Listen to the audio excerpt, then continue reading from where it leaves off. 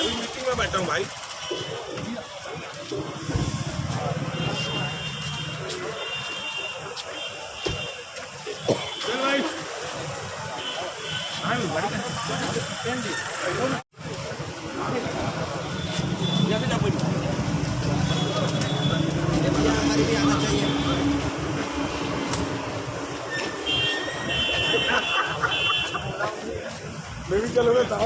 एक video viral हो रहा है। हाँ, जिसमें आप ये कहते सुनाई दे रहे हैं कि आपने मौका दिया। देखिए, ये वीडियो वायरल जो हो रहा है मैंने भी देखा है। मैं विस्तार में जाना चाहता हूं। 15 तारीख को पार्षद चुनाव अभी जो हुआ है उसका परिणाम आए। परिणाम आने के बाद श्रुति लोकेश जैन जी हैं, विजय जुलूस निकालें। वो विजय जुलूस नागवानी मल्टी स्टोर से चालू होकर के पूरी इनकी रोड पे इनकी चलते रहें। रोड पे चलते चलते सभी से अभिवादन आभार व्यक्त करते हुए महापौर जी, पूर्व महापौर हेमा देशमुख जी के घर इनके आए। उनसे भी उनके जब दरवाजे में इनकी गए तो आए और जैसे एक संस्कृति होती है उन्होंने भी अपना स्वागत किया अपने ढंग से। वहां पर आप लोगों ने जो पूछा कि वीडियो जो वायरल जो हो रहा है, मेरा इनकी मैं एक ही इनकी चीज को कहा कि भाई भाभी आपने मौका दिया, उसके कारण ये विजय प्राप्त हुआ।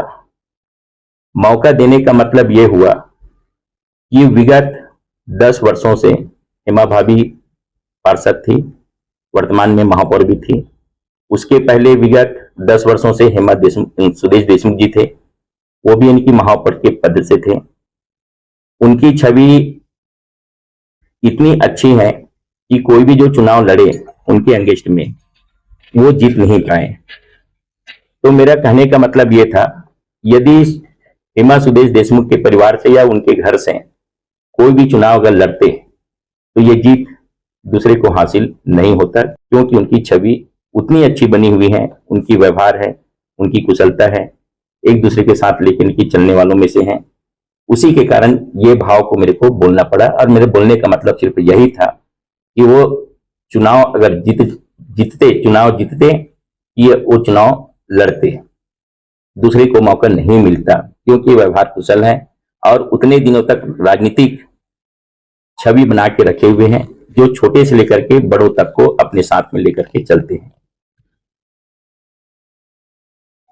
लगा है कि आपने कांग्रेस प्रत्याशी जो यहाँ से थे उनका साथ नहीं दिया और जो जीत के बाद भाजपा प्रत्याशी आए तो आपने स्वागत किया। क्या कहना है इसमें? ये बड़ी दुर्भाग्य की बात है, जिसको मैंने टिकट दिया, जहां का जीत हार का सम्मान मेरा सम्मान था, उस प्रत्याशी द्वारा आरोप लगाए गए हैं। ये मेरे लिए दुख की बात है, क्योंकि उनका हार मेरा हार हुआ।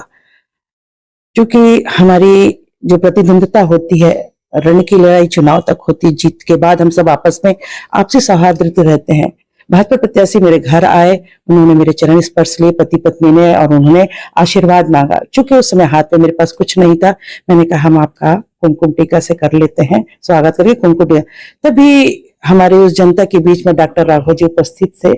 उन्होंने कहा कि आपका आशीर्वाद मिला और तभी हमको अवसर मिला। पता नहीं उस शब्दों का उन्होंने क्या अर्थ निकाला, और उस अर्थ का निकाल के उन्होंने वीडियो वायरल किया और गलत ढंग से संदेशित किया।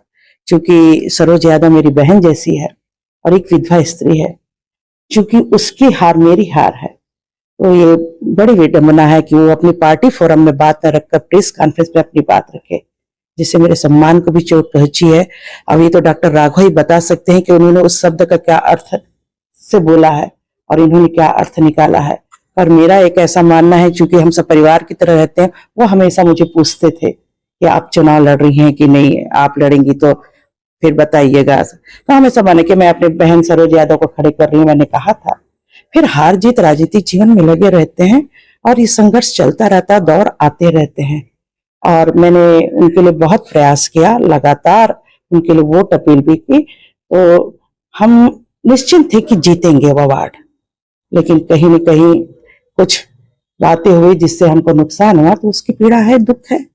पूरा राजनीतिक रंग जो दिया जा रहा है इस मामले को, उसमें क्या लगता है व्यक्तिगत आपसे ही कोई? जी जी जी जी, जो राजनीतिकरण किया जा रहा है ये बड़ा दुर्भाग्यजनक है, क्योंकि हार जीत लगा रहता है और हार जीत का मंथन होना चाहिए कि हम कहाँ कमजोर हुए, उस कमजोर कड़ी को हमको मजबूत करनी चाहिए, ना कि आरोप प्रत्यारोप करके हार को किसी पे ठीकरे के रूप में नहीं फोड़ना चाहिए। इसका राजनीतिकरण हो रहा है, ये बड़े दुख की बात है।